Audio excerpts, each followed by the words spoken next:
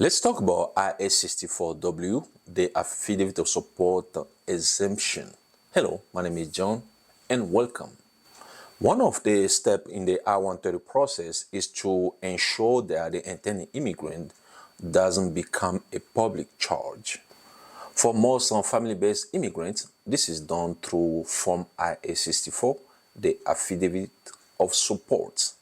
However, there are circumstances where a sponsor does not need to submit on this form, and that's where the I-864W Affidavit of Support exemption comes into play. If you are an immigrant or petitioner, you need to understand whether this exemption applies to you and how it can simplify the immigration process. In this video, we will take a closer look of what is I-864W, who qualifies for I-864W, and what will happen after the submission of the I-864W. What is I-864W? The I-864W is a form used to request an exemption from the I-864 Affidavit of Support, which is generally required in family-based immigration cases.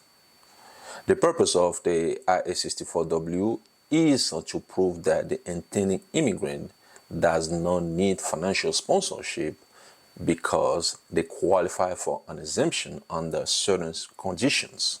The I-864 Affidavit of Support is typically required to show that a U.S. citizen or lawful permanent resident petitioner can support the immigrant financially.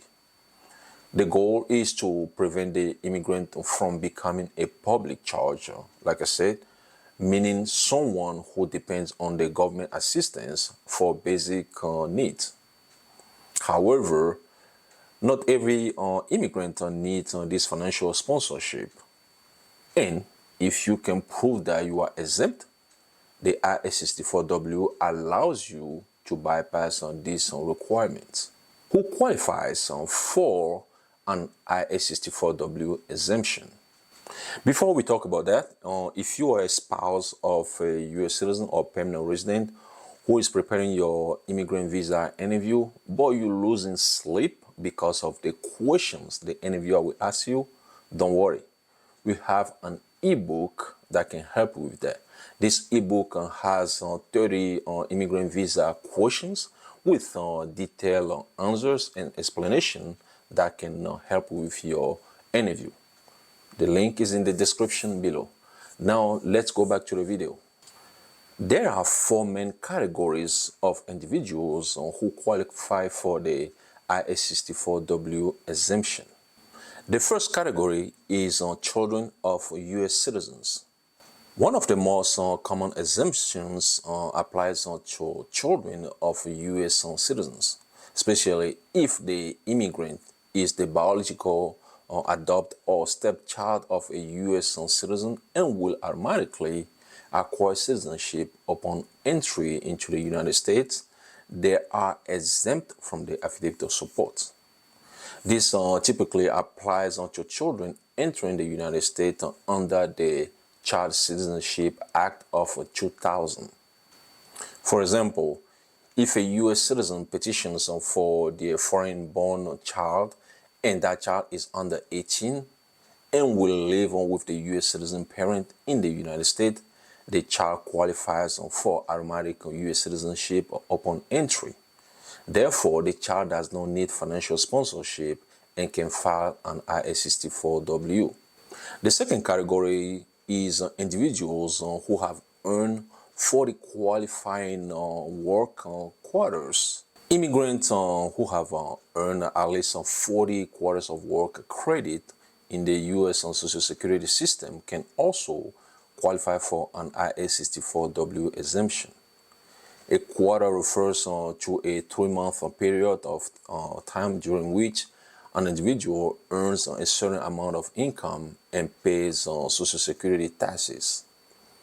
Generally, if you have worked for at least 10 years in the United States, or combine work history with your spouse, especially if your spouse is a petitioner, you can qualify for this exemption. It's important to note that work done by an immigrant while using an invalid social security number typically does not count toward these 40 quarters. The third category is self-petitioning widows or widowers of U.S. citizens.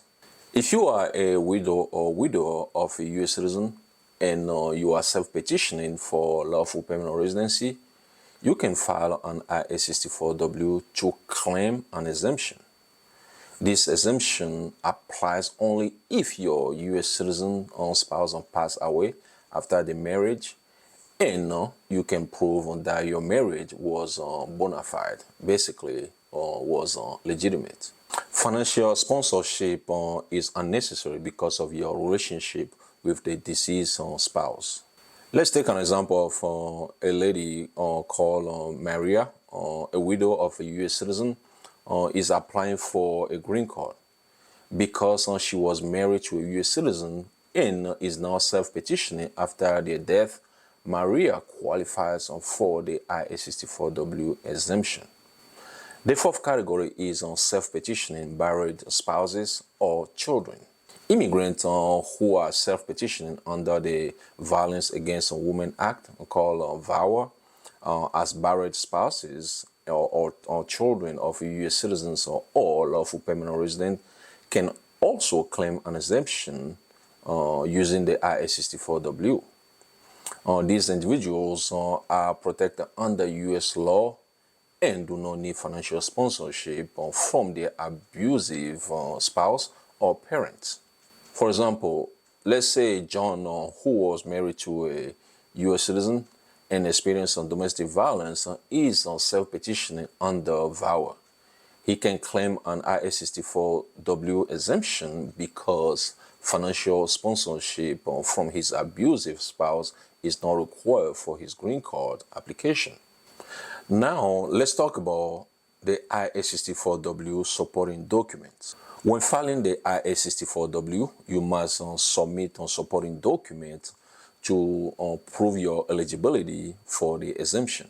Those documents can be proof of U.S. citizenship for children of U.S. citizens, evidence of your work history, such as Social Security earnings statement to show you've earned 40 qualifying quarters, death certificate of a U.S. citizen spouse for widow or widower petitioners, police report on medical records or other evidence to support a VAWA self-petition. Now, what happened after filing the I-864W? Once you file Form I-864W along with your other immigration paperwork, USCIS or NVC will review your request for an exemption. If they approve your exemption, you will not need to submit the I-864 Affidavit of Support or any financial documentation. If they deny your exemption request, you will need to submit the I-864. If not, they will deny your application. In case additional documents are needed, NVC or USCIS will send you the request for evidence, also known as RFE. So once you receive that RFE, make sure you respond promptly to avoid delays. Let's talk about some tips for the I-864W success. The first one is to be accurate. Make sure all the information you provide is accurate and matches any supporting documents. Check eligibility carefully. Before filing the I-864W, double check that you meet the specific criteria for your exemption. If you are unsure, it may be helpful to consult with an immigration attorney. Okay? Keep copies. Always keep copies of any forms of document you submit for your record. The I-864W Affidavit of Support can simplify the immigration process, especially the I-130 process for certain individuals who meet the eligibility criteria. Understanding on this exemption can save you time and the complexity of the application. However, it's essential to ensure that you are eligible for the exemption and also submit all the required documents to support your request. Thanks for watching.